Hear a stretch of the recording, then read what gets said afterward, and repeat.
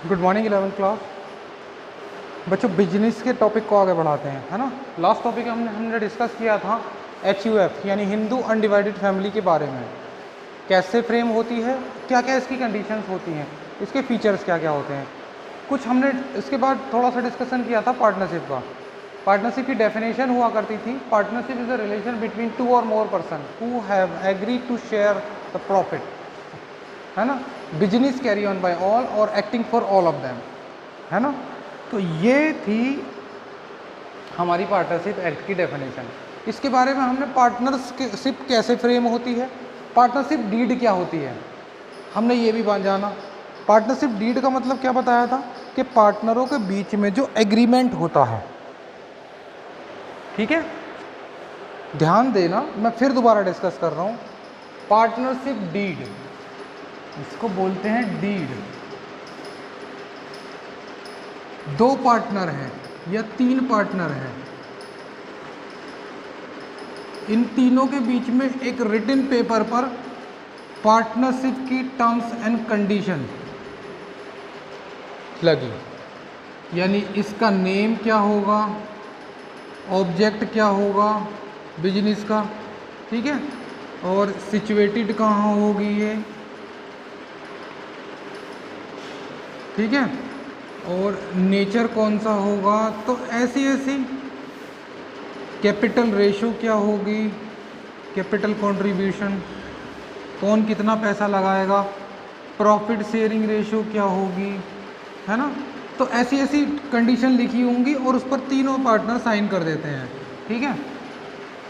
ये है इनके बीच में एक एग्रीमेंट। क्या कह रहे हैं इसको, एग्रीमेंट। ये एग्रीमेंट पेपर है। ध्यान से देखना बच्चों, अभी सिर्फ इनके बीच में एक समझौता हुआ है। किस लिए, एक पार्टनरशिप बिजनेस को चलाने के लिए। अगर इस एग्रीमेंट को हम क्या करें, अगर इस एग्रीमेंट को हम एनफोर्स करा दें, enforceable by law,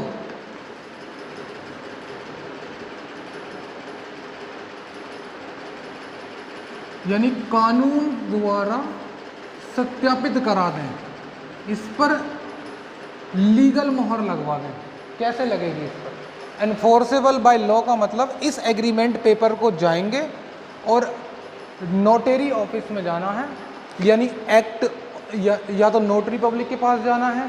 notary public कहाँ होते हैं, जहाँ पर स्टैंप होते हैं। स्टैंप होते हैं, जैसे हम प्रॉपर्टी सेल परचेज करते हैं, उसके डॉक्यूमेंट्स तैयार होते हैं तो उसके स्टैंप बने होते हैं।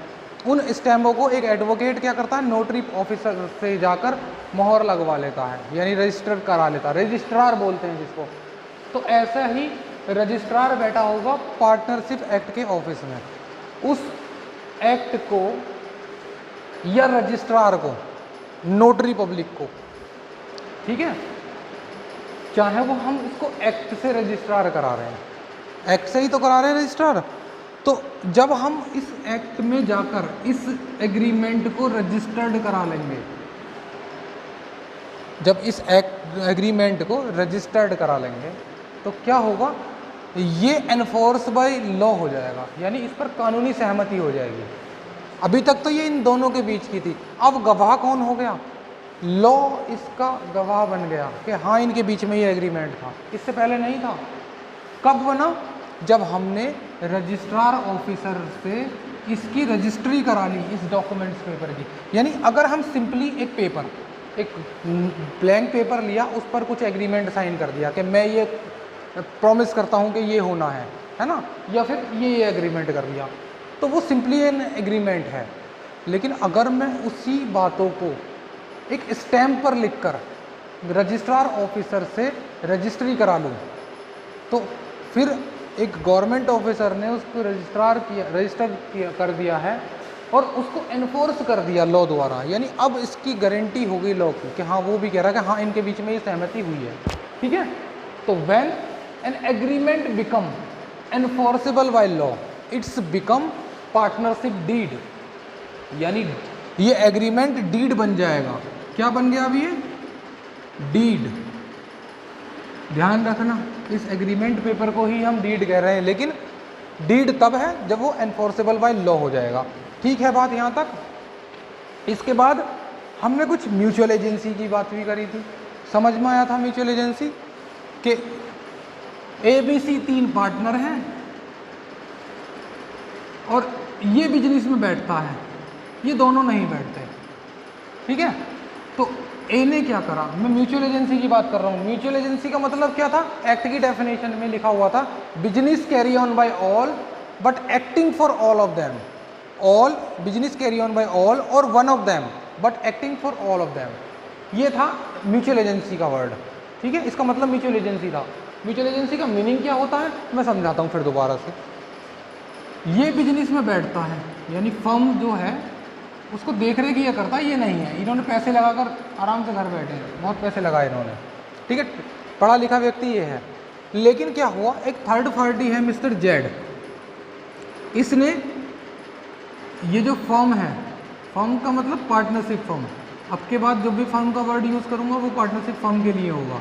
ठीक है, इस फर्म से सेल परचेज की, या तो सेल करी होगी या परचेज करी होगी, कुछ भी करा हो। ठीक है, और उस केस में इस जेड के ने कुछ डिफेक्शन हो गए, दोनों के बीच में कुछ बातों में डिस्प्यूट आ गए, डिस्प्यूट आए और इसने क्या करा, इसने भाई डिस्प्यूट क्या है, मान लेते हैं चलो डिस्प्यूट ये है कि ए ने फ्रॉड करा, जेड कहता है कि ए ने फ्रॉड किया। ए कहाँ बैठा हुआ है, फर्म के अंदर, तो जेड किस पर केस करेगा, ए पर करेगा या ABC तीनों पर करेगा। ठीक है, तो म्यूचुअल एजेंसी का मतलब है वो केस तीनों पर कर देगा। क्यों, क्योंकि ए फ्रॉड तो ए ने करा है जेड के साथ, बी ने थोड़ी करा है, तो बी और सी ये नहीं कह सकते कि हमने नहीं किया। ये क्या है, ये म्यूचुअल एजेंसी है, चाहे फ्रॉड इसने किया हो या तीनों ने किया हो, ये माना जाएगा कि तीनों ने किया है। ठीक है, इसी को ही म्यूचुअल एजेंसी करते हैं, कहते हैं। यानी कोई भी काम चाहे एक पार्टनर करे या सब मिलकर करें, उसके जिम्मेदार सब होंगे। That is called mutual agency. ठीक है बच्चों, अगले टॉपिक पर आते हैं। देखो अब इसके जो फीचर हैं, ये मैरिड और डीमेरिड आपको स्टडी करनी है। मैरिड और डीमेरिड यानी इसकी अच्छाइयाँ और बुराइयाँ आपको पढ़नी है। देखो सबसे बड़ी अच्छी बात है कि इसको फ्रेम करना भी आसान है, इसमें कोई ज़्यादा फॉर्मेलिटीज़ पूरी नहीं करनी होती। एग्रीमेंट करो, जाकर लॉ पार्टनरशिप एक्ट में जाकर रजिस्ट्री करा लो, उसकी काम ख़त्म। ठीक है, इसके बाद क्या है, बैलेंस डिसीजन मेकिंग, यानी डिसीजन जो लेते हैं वो सभी पार्टनर लेते हैं। Large financial resources, larger financial resources क्या है, सोल प्रोप्राइटरशिप में सिर्फ एक व्यक्ति था, यानी वो कि उसके पास कोई रिसोर्सेज नहीं थी, वो अपने पास से ही पैसा लगा सकता था। लेकिन यहाँ तो 3 हैं, 3 लोग मिलकर लगाएंगे, 10-10 लाख भी लगाए तो 30 लाख हो जाते हैं, यानी अच्छा खासा पैसा इकट्ठा कर सकते हैं, पैसा ज़्यादा लगा सकते हैं। रिस्क शेयरिंग, अगर लॉस होता है तो पहले एक को ही बियर करना होता था, अब यहाँ 3 झेल लेंगे। ठीक है, तो रिस्क शेयरिंग यानी लॉस को तीनों शेयर करेंगे, जैसे प्रॉफिट को करेंगे तो लॉस को भी करेंगे। ठीक है, ऐसे ही स्कैरसिटी,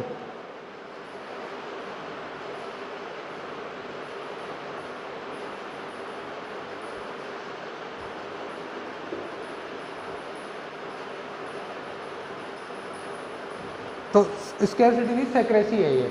तो इसका मतलब क्या है, पार्टनरशिप फर्म अपने डॉक्यूमेंट्स किसी को नहीं दिखा सकती, किसी को मतलब गवर्नमेंट को तो दिखा सकती है, जो लीगल रिक्वायरमेंट है उन लोगों को तो दिखाएगी, लेकिन फालतू लोगों को नहीं दिखा सकती, और इनकी सेक्रेसी इनके बीच में रहती है। लेकिन ये सेक्रेसी लीक भी हो गई, पहले एक पार्टनर था तो एक के बीच में रहती थी, जो सेक्रेसी थी, जो उसके सीक्रेट पॉइंट थे बिजनेस के, वो पहले एक ही व्यक्ति के पास रहते थे सोल प्रोप्राइटरशिप के केसेस में। लेकिन यहाँ पर क्या है, यहाँ तो एक से ज़्यादा लोगों के पास हैं, तो ये क्या कह रहे हैं, is not required to publish its account, यानी ज़रूरी नहीं है कि अपने जो बुक्स ऑफ अकाउंट हैं, डॉक्यूमेंट्स हैं, उनको सबको दिखाएं। Therefore the affair of a partnership firm remain secret. On other hand all activity of partnership firm carry on by partner, यानी सारी एक्टिविटी पार्टनर ही चलाते हैं, तो बाकी लोगों को क्या पता लगेगा भाई, है ना।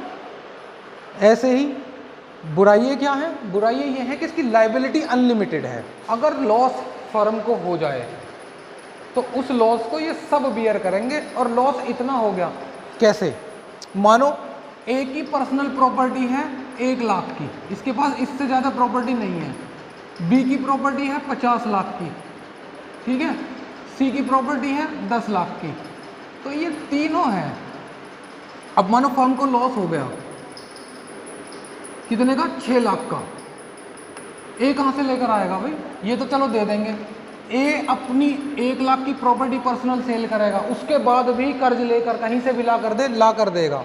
लायबिलिटी क्या है, ये अनलिमिटेड है जब तक अपने लॉस को पूरा ना कर दे। इस लॉस को पूरा ना कर दे अपने हिस्से का, इक्वल पार्टनर मान लिए है मैंने, ठीक है, इक्वली बियर करेंगे ये लो। तो जब तक इस लॉस को पूरा ना कर देगा, 2 लाख का लॉस आया ना इसके हिस्से में, इसको पूरा ना कर देगा तब तक छुटकारा नहीं मिलेगा इसे। तो ये इसकी बुराइयां हैं, ठीक है। लेकिन एक केस ऐसा होता है कि अगर लॉस हुआ तो इन्हें कोई मतलब नहीं है। कब होगा बताऊंगा आगे जाकर। एक पार्टनरशिप फ्रेम होती है लिमिटेड लायबिलिटी पार्टनरशिप, वहां पर लायबिलिटी लिमिटेड होती है। कैसे कि अगर 6 लाख का लॉस हुआ तो ये तीनों कह देंगे भाई हम क्यों दें, हमने जितना कैपिटल कंट्रीब्यूशन किया था उतना ही हम लॉस बियर करेंगे, पर्सनली कोई नहीं करेंगे, ये हमारी पर्सनल प्रॉपर्टी है, यहाँ से नहीं करेंगे। तो वहाँ एक्ट यानी कानून परमिशन दे सकता है, देता है कि हम ऐसा कर सकते हैं। लेकिन जनरल फ्रेम में हमारी कंडीशन ये है अनलिमिटेड लायबिलिटी की, ठीक है बेटा। आ जाओ अब, यानी इसकी मेरिट और डीमेरिट आपको पढ़नी है, मैंने थोड़ी सी समझा दी। मैं पढ़ाता हूं टाइप ऑफ पार्टनरशिप, यानी पार्टनरशिप भी कितने तरीके की हो सकती हैं।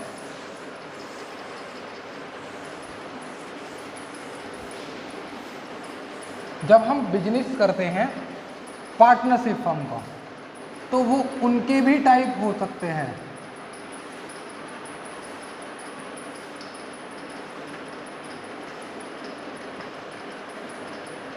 क्या क्या होंगे देखो, एक तो होगी पार्टनरशिप एट विल, एक होगी पर्टिकुलर पार्टनरशिप, एक होगी जनरल पार्टनरशिप, ठीक है।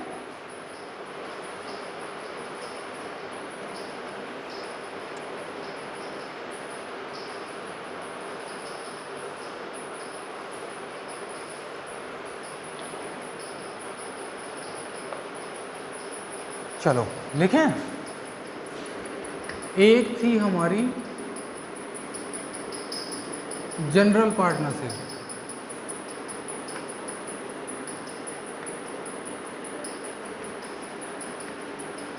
एक होगी पर्टिकुलर पार्टनरशिप,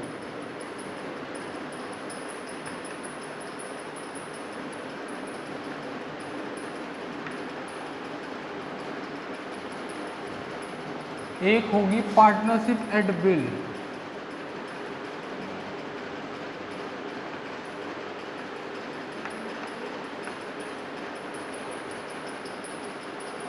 और एक होती है लिमिटेड लायबिलिटी पार्टनरशिप।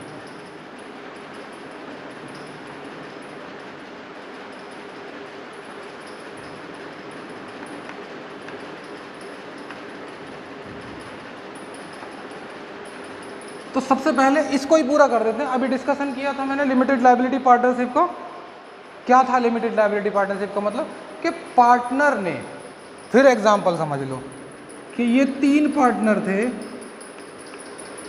और इनकी कैपिटल कंट्रीब्यूशन थी, एक ने 1 लाख रुपए लगाए, एक ने 1 लाख, इसने 2 लाख लगाए और इसने 3 लाख लगा दिए बिजनेस में, ठीक है। अब ये बिजनेस स्टार्ट कर दिया यानी फर्म। अच्छा, इनकी कुछ पर्सनल प्रॉपर्टी भी है, इनकी कुछ पर्सनल प्रॉपर्टी भी हैं।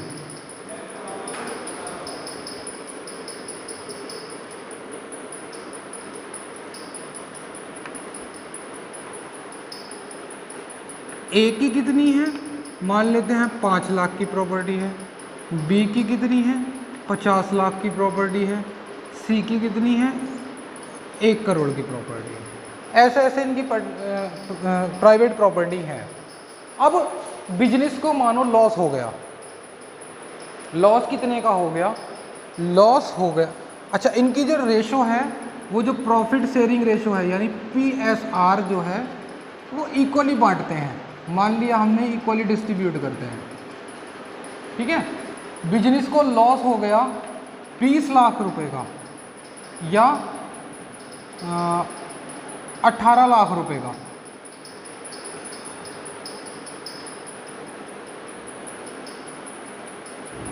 चलो ज़्यादा कर देते हैं इसको और 21 लाख का करते हैं, ठीक है। इतना लॉस हुआ इसे, ये लॉस हो गया बेटा। अब इस लॉस को ये तीनों बांटेंगे, एक के हिस्से में 7 लाख आते हैं, एक के हिस्से में 7 लाख आते हैं और तीनों के हिस्से में 7 लाख आ गए। अब मुझे बताओ इस लॉस को कैसे बियर करेंगे। पहली कंडीशन थी जो हमारी थी जनरल पार्टनरशिप, यानी इन तीनों पार्टनरशिप के केस में जो हुआ करती थी वो क्या थी इनमें लायबिलिटी अनलिमिटेड थी, जो हम पढ़ रहे थे जनरल साइंस में, ठीक है। अनलिमिटेड का मतलब इस ए को देखो, इसको हिस्से में लॉस आया 7 लाख, है ना, तो 1 लाख तो इसकी कैपिटल गई, बचे कितने 6 लाख। 6 लाख कहाँ से लाएगा, अपनी प्रॉपर्टी सेल करेगा, प्रॉपर्टी तो 5 लाख की, तो अभी भी 1 लाख का लॉस रहता है। उस 1 लाख के लॉस को कहाँ से लेकर आए, कहीं से भी लेकर आए, लेकर आएगा अपने घर से, चाहे घर बेच कर लाए या किसी से उधार लेकर आए, कहीं से भी ला कर दे, लॉस को बियर करेगा। जब तक वो लायबिलिटी ख़त्म नहीं हो जाती, लायबिलिटी इनके पीछे पड़ी रहेगी। यानी लायबिलिटी कौन सी हुई है, अनलिमिटेड लायबिलिटी। लेकिन इस केस में एक छोटा कानून और आया, क्या 2008 में एक कानून में थोड़े से चेंज करे गए। क्या चेंज करे गए कि लिमिटेड लायबिलिटी की पार्टनरशिप बनाओ। ऐसे तो सब बिजनेस से भागने लगेंगे। क्या कहता है ये लिमिटेड लायबिलिटी का, बाकी सारी कंडीशन सेम है, डीड भी ऐसे ही बनेगी, डेफिनेशन भी वही है, एग्रीमेंट भी वही है, लेकिन जो इसके हिस्से में 7 लाख लॉस आए हैं ये सिर्फ 1 लाख ही बियर करेगा, यानी जितना उसका कैपिटल कंट्रीब्यूशन है उससे ज़्यादा नहीं, 6 लाख को नहीं करेगा, ठीक है। ऐसे ही ये कितना बियर करेगा, सिर्फ 2 लाख, इससे ज़्यादा नहीं करेगा, ठीक है। ऐसे ही सी कितना बियर करेगा, सिर्फ 3 लाख, यानी loss will be equal to, bear of loss will be equal to capital contribution of the partners, ठीक है बेटा। तो ये थी हमारी लिमिटेड लायबिलिटी पार्टनरशिप। अब लिमिटेड लायबिलिटी पार्टनरशिप कौन सी हो सकती है, ये हो सकती है, ये हो सकती है, ये हो सकती है। ये कैसे हो सकती हैं, देखो ये तो लिमिटेड लायबिलिटी है, नोट कर लो इसको, इसकी कंडीशन ये होंगी, लेकिन इन तीनों में सिर्फ जो डिफरेंस है वो बिजनेस करने के तरीके का डिफरेंस है। यानी क्या डिफरेंस, कि अगर हमने कोई पार्टनरशिप फ्रेम करी, इसे मैं रफ कर देता हूं, अगर हमने कोई पार्टनरशिप फ्रेम करी, कैसे पार्टनरशिप, मान लो 2 पार्टनर हैं ए और बी। अच्छा एक चीज देखो, बिजनेस का रूल्स क्या कहता है, बिजनेस का जनरल रूल्स ये कहता है कि बिजनेस स्टार्ट करते समय गोइंग कंसर्न्ड अजम्पशन लगती है, और गोइंग कंसर्न्ड अजम्पशन क्या कहती है कि business will continue at the infinite period of time, there is neither intention nor the necessary to close down business. यानी जनरल पार्टनरशिप कहती है कि जब हमने पार्टनरशिप स्टार्ट करी तो जनरली हमारा बिजनेस बंद करने का कोई इरादा नहीं है। कब तक चलेगी फर्म, इनफाइनाइट पीरियड तक। लेकिन अगर मैं इसको क्लोज करने लगूं, अगर मैं इसको क्लोज करने लगूं बिजनेस को, तो कैसे करूंगा, क्लोज करने को कहते हैं हम डिसोल्यूशन, एक्ट में नाम लेंगे बंद करने को डिसोल्यूशन। ऑफ द फर्म, यानी फर्म को डिसोल्यूट कर रहे हैं हम, बंद कर रहे हैं। ध्यान रखना, क्लोज करने का एक टेक्निकल वर्ड यूज करना है हमें, डिसोल्यूशन ऑफ द फर्म। हम इसको बंद कैसे कर सकते हैं? ऐसे कर सकते हैं कि 3 पार्टनर हैं ए, बी और सी। अगर ये चाहे बिजनेस को बंद करना, नहीं कर सकता, क्योंकि बी चाहे ये भी नहीं कर सकता, सी चाहे नहीं कर सकता। ये तीनों चाहें तो ही बिजनेस बंद होगा। ठीक है, अगर तीनों चाहें तो बिजनेस बंद होगा। Means mode of dissolution of firm, मैं लिख दूं मोड यानी तरीका ऑफ डिसोल्यूशन ऑफ फर्म। क्या हो सकता है? ये देखो, विद द कंसेंट ऑफ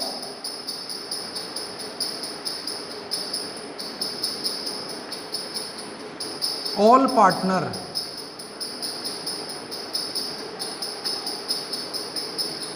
यानी एक पार्टनरशिप जो हमने बनाई जनरल पार्टनरशिप, अगर हम उसको बंद करना चाहें तो तभी बंद कर सकते हैं जब सभी पार्टनरों की इच्छा हो तो। ठीक है, that is called general partnership. वरना जनरली हम उसको मानकर चलेंगे कि इनफाइनाइट पीरियड तक वो चलेगी।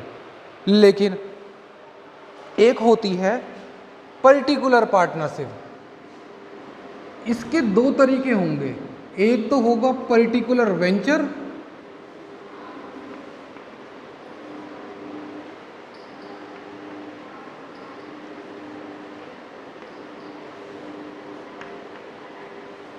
और एक होगा पर्टिकुलर टाइम।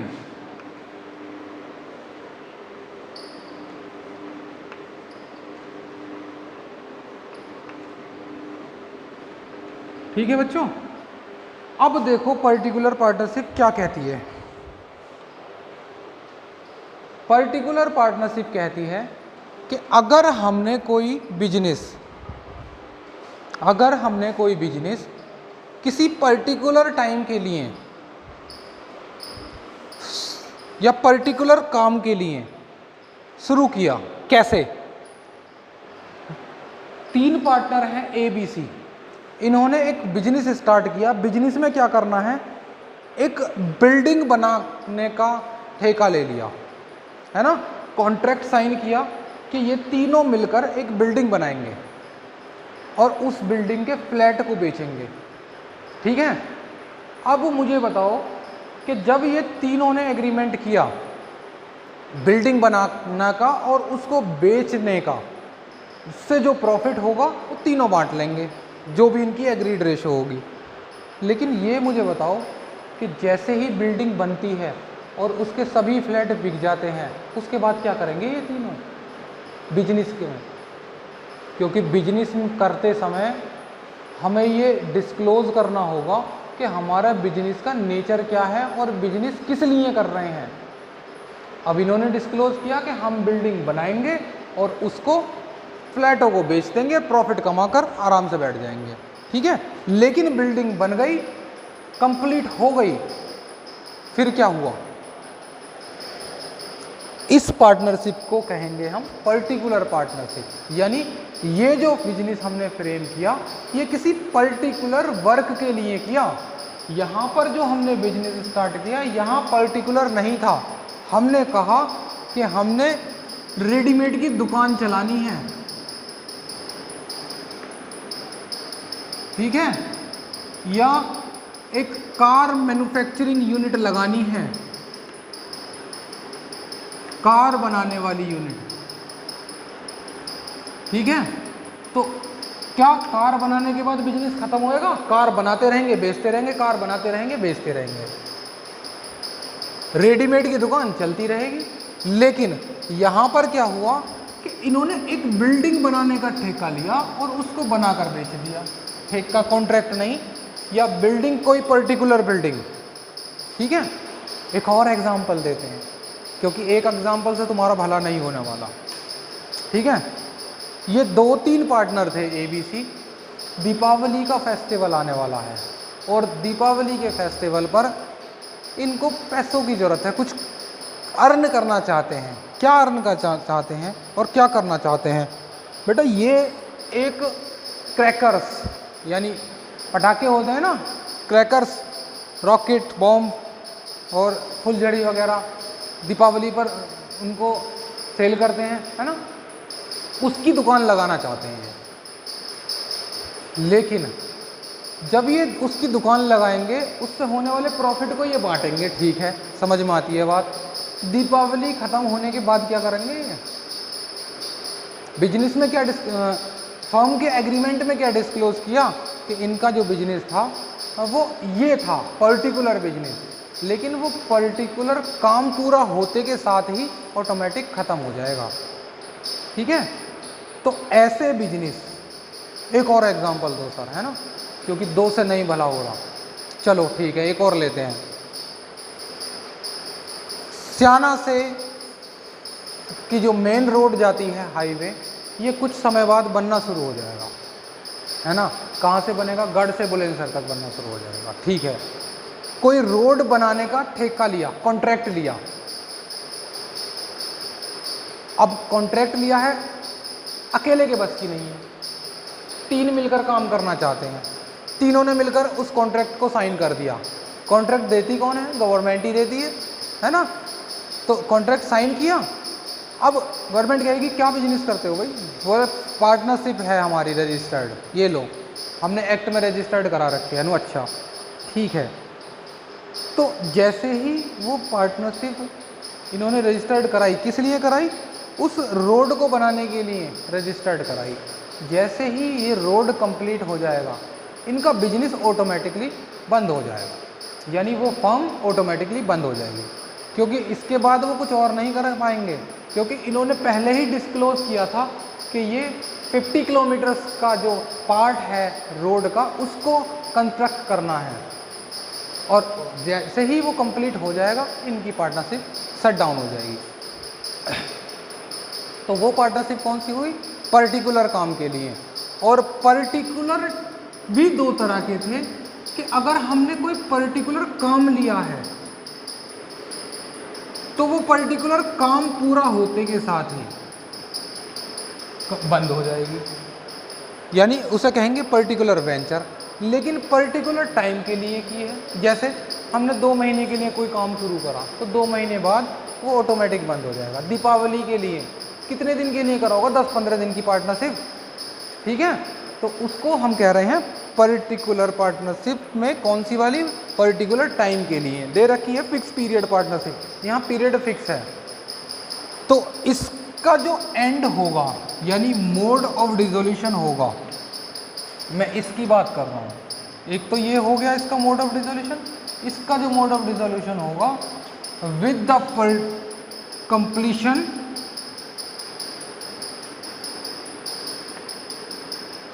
ऑफ वेंचर, या तो वेंचर कंप्लीट होते ही, यानी वो काम कंप्लीट होते ही, और या टाइम पूरे होते के साथ ही। बात खत्म, ठीक है। अब ये हमारी 2 तरह की पार्टनरशिप हुई, समझ में आती है बात। इसके बाद हम चलते हैं पार्टनरशिप एट विल की तरफ। बेटा विल क्या होती है? विल को कहते हैं इच्छा। ये क्या होती है? ये वाली पार्टनरशिप तो नहीं है, श्योरली ये नहीं है, लेकिन ये वाली पार्टनरशिप है। लेकिन पार्टनरों ने एक बात का समाधान किया एग्रीमेंट करते समय। वो कह रहे कि हम इस वाली कंडीशन पर क्या, कि मैं चाहूं तो नहीं हो सकती, बी चाहे तो नहीं हो सकती, सी चाहे तो नहीं हो सकती, इस वाली कंडीशन का एक समझौता किया। क्या किया? समझौता ये किया कि ए, बी, सी 3 पार्टनर हैं। जैसे ही ए चाहेगा, है ना, तो बंद कर सकता है, यानी किसी भी एक पार्टनर की इच्छा से बंद हो सकती है, लेकिन प्रॉपरली नोटिस देना होगा बाकी रिमेनिंग पार्टनर को, ठीक है। तो इसका मोड ऑफ डिसोल्यूशन कैसे लिखें? With the consent of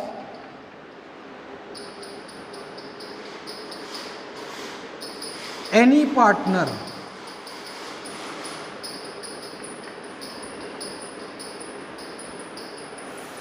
bye given notice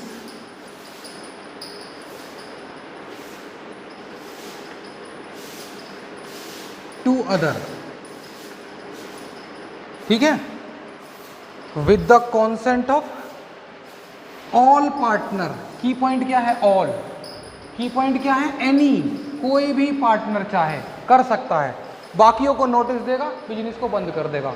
कोई भी पार्टनर चाहे नहीं कर सकता, सबको चाहेंगे तभी हो पाएगा। यहाँ किसी के चाहने पर डिपेंड ही नहीं करता, यहाँ तो टाइम पर डिपेंड करता है, उस कार्य पर डिपेंड करता है। दैट इज कॉल्ड, एक मिनट रुको,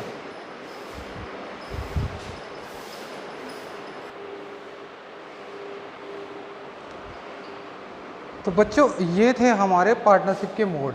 अब हम लिमिटेड लायबिलिटी पार्टनरशिप में अगर जाना चाहते हैं तो चाहे हम जनरल पार्टनरशिप कर सकते हैं, पर्टिकुलर भी कर सकते हैं, एट विल भी कर सकते हैं, यानी ये लिमिटेड पार्टनरशिप कुछ भी हो सकती है, ठीक है।